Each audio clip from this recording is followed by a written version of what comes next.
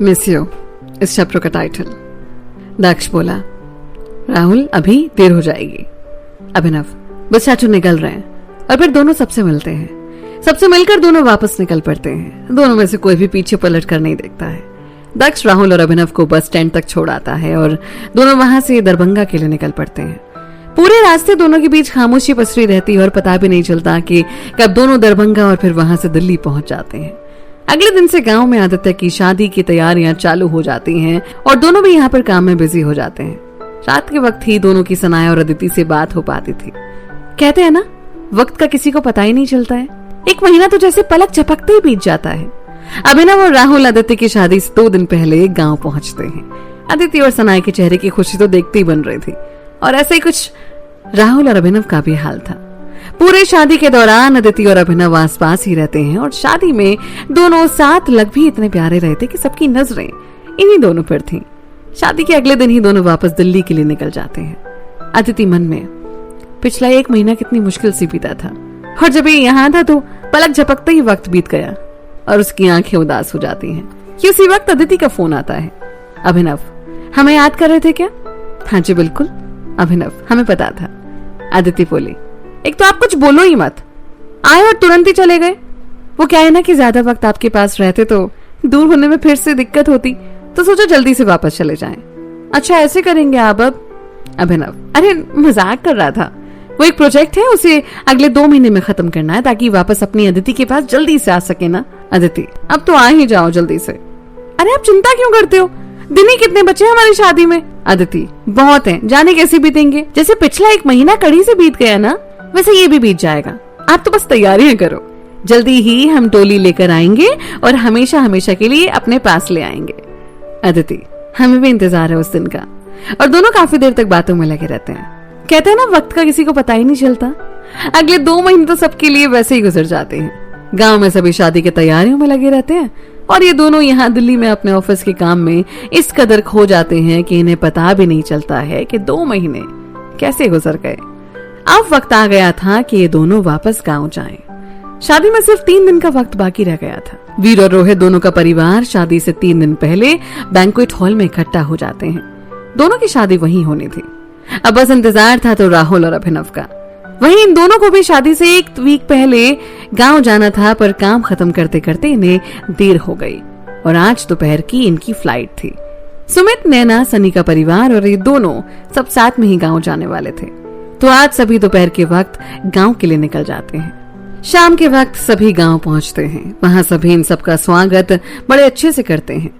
पीहू, क्या भाई इतनी देर कर दी आने में?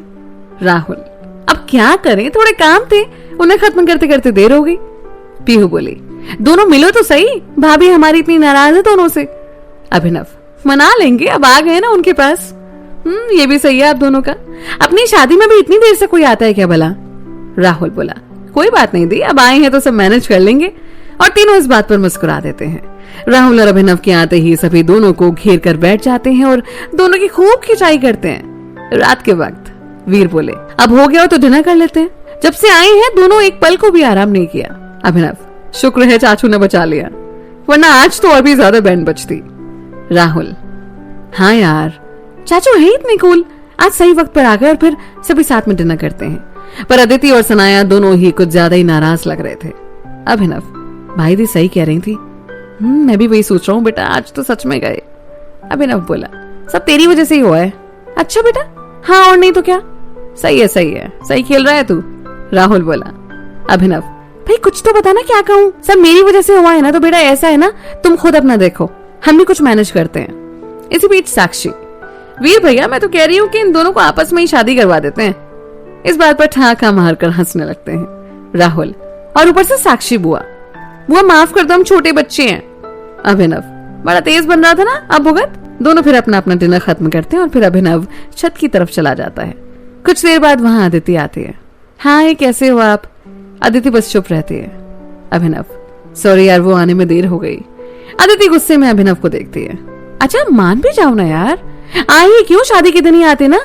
वो अब बोलोगी भी? अभिनव, बस काम खत्म करते करते। हाँ काम ज्यादा जरूरी है, माफ कर दो हमें ही, गलती हमारी है। अभिनव फिर बिना कुछ बोले आकर अदिति के गले से लग जाता है। कुछ देर तक दोनों के बीच में खामोशी रहती है। सॉरी यार, अब आ गया हूं ना, बस आप गुस्सा मत हो। अदिति बड़े प्यार से उसके सिर पर हाथ फेरती है। हमें भी माफ कर दीजिए, बेवजह हम ओवर रिएक्ट कर गए। नहीं नहीं, आप ठीक हो, हमसे गलती हुई है। अदिति अभिनव के माथे पर किस करती है। दोनों फिर वहीं बैठ जाते हैं। अदिति अभिनव के कंधे पर सिर रखकर बैठी थी। वहीं राहुल सनाए के पास जाता है। सनाए, कैसे हो आप? ठीक हूँ, सॉरी वो देर हो गई। कोई बात नहीं, और जाकर राहुल के गले मिल जाती है। राहुल उसे अपनी बाहों में भर लेता है और उसका माथा चूम लेता है। अच्छा एक बात बताओ सनाया। जी कहिए। दी कह रही थी कि आप गुस्से में हो हमसे? हाँ बहुत गुस्से में थी, जब तक आप नहीं आए थे तब तक। आप सामने आ गए ना तो सब गुस्सा गायब हो गया। अच्छा ऐसा भी? जी हाँ, हमें पता है कि आप जानबूझकर इतनी देर से नहीं आए हैं। राहुल बोला, इतनी जल्दी गुस्सा गायब हो गया आपका? आप हो ही इतने प्यारे, मतलब आप हमसे कभी लड़ोगे नहीं? सनाया, लड़ना क्यों है? नहीं होता है ना कि आप लड़ो और फिर हम आपको मनाएं। सनाया, हम आपसे नाराज रह ही नहीं सकते हैं राहुल, आप में जान बसती है हमारी, तो बताइए आपसे कैसे नाराज रहेंगे हम? राहुल कुछ नहीं बोलता और बस सनाया की आंखों में देखता रहता है। इसी बीच राहुल का फोन बजता है। अभिनव, ओए सुनना। राहुल, हाँ बोल। मौसम बड़ा अच्छा है, चलो थोड़ी देर बाहर चलते हैं, और हाँ सनाया को भी साथ ले आना। राहुल, पर अभी? हाँ तो क्या हुआ, कौन सा ज्यादा दूर जा रहे हैं, आजा बस। ठीक है। सनाया, क्या हुआ? राहुल, बाहर चलना है। अभी? हाँ चलो थोड़ी देर में आ जाएंगे। ठीक है। और फिर चारों चुपचाप निकल पड़ते हैं बाहर घूमने। कुछ देर बाद चारों नदी किनारे होते हैं। राहुल और सनाया गाड़ी के बोनट पर बैठकर बातों में लगे रहते हैं, तो वहीं अभिनव और अदिति दोनों नदी किनारे घूमने लगते हैं। अदिति, कितना अच्छा मौसम है ना? अभिनव, हाँ पता है मेरे और राहुल का फेवरेट स्पॉट है। कुछ भी हो जाए पर इस जगह की यादें कभी खत्म नहीं होंगी। इतने शानदार पल जिए ना हमने यहाँ पर कि मैं क्या ही बताऊं। अदिति, हाँ ये जगह है भी बहुत खूबसूरत, इस जगह की बात ही कुछ और है। अभिनव बोला, यहाँ आने के बाद ना ऐसा लगता है कि जैसे कोई परेशानी है ही नहीं। पता है जब भी कभी मैं घर पर नाराज होता था ना, तो माँ हमेशा राहुल को फोन करती थी और वो यहाँ पर आ जाता था। पूरी पूरी रात हम दोनों यहीं बैठे रहते थे। अदिति, सही है सही है। तो आप बताइए, हो गई सारी तैयारी? अभिनव ने पूछा। अदिति, हाँ पता है हमने कपड़े खरीदने में कुछ समझ ही नहीं आ रहा था, पर भाभी ने बहुत मदद की। अच्छा है फिर तो। अदिति, आप दोनों नहीं मिले ना भाभी से? कल सुबह मिलना, सच कह रही हूँ बड़ी प्यारी हैं वो। अभिनव, मेरी अदिति से ज्यादा थोड़ी ना होगी। अदिति बस मुस्कुरा देती है। कुछ देर बाद चारों वापस हॉल में आ जाते हैं। अदिति और सनाया अपने अपने कमरे में सोने चली जाती हैं और ये दोनों भी अपने कमरे में चले जाते हैं। राहुल बोला, बेटा सुबह घर पर किसी को पता ना चले, नहीं तो बड़ी डांट पड़ेगी। अभिनव, क्यों भाई, पहले भी तो जाते थे ना? ऐसा है पहले हम अकेले जाते थे और ये वक्त शादी का है तो इस वजह से डांट पड़ेगी, बाकी कोई दिक्कत नहीं है। अभिनव, कोई बात नहीं, सुन लेंगे, थोड़ा दिक्कत क्या है? राहुल, मेरे भाई दिक्कत कोई नहीं है, बस बता दिया आपको पहले से ही कि तैयार रहना। अभिनव, हाँ बिल्कुल। अब सो जाते हैं, सुबह जल्दी उठना पड़ेगा। और फिर दोनों एक दूसरे को गुड नाइट विश करके सो जाते हैं। अगली सुबह सिर्फ आज का दिन बचा था तैयारियों के लिए, क्योंकि कल से शादी के फंक्शन स्टार्ट थे। सुबह ब्रेकफास्ट के बाद दक्ष और सनी अभिनव और राहुल को लेकर मार्केट चले जाते हैं। वहां दोनों की शेरवानी की फिटिंग होनी थी। वहां से फिर चारों धीरे धीरे काम निपटाने लगते हैं। शाम के वक्त ही सभी वापस घर पर आते हैं। इधर शाम के वक्त घर पर लेडीज मंगल गाने गा रही थी और सभी उसी में बिजी हो जाते हैं। पूरा हॉल गेस्ट से भरा हुआ था। गाना बजाना, हंसी मजाक, एक दूसरे में टांग खिंचाई, इन सब में वक्त का किसी को पता ही नहीं चल रहा था। डिनर के बाद सभी बैठकर अंताक्षरी खेलने लगते हैं और कब सुबह के 3 बज जाते हैं किसी को पता ही नहीं चलता है। वो तो वीर जब आकर सबको सोने जाने को कहते हैं ना, तब सभी सोने के लिए जाते हैं। अगली सुबह आज सभी शाम के मेहंदी और डीजे पार्टी की तैयारियों में बिजी रहते हैं। दक्ष, आदित्य, ऋषभ और सुमित ये चारों पूरे दिन हलवाई के पास रहते हैं ताकि उनको उनकी जरूरत के हिसाब से सामान मुहैया करवा सकें। वहीं राम, वीर, राजीव और रोहित हॉल में बैठे थे और आने जाने वाले लोगों का ध्यान रख रहे थे। घर की सभी लेडीज बाकी सबके इंतजाम में लगी हुई थी। राहुल और अभिनव बस इधर उधर घूम रहे थे। राहुल, भाई ये पहली बार है जब हमें कुछ नहीं करना पड़ रहा। अभिनव, हाँ यार, देखना कोई काम ही नहीं है करने को। राहुल, वही तो।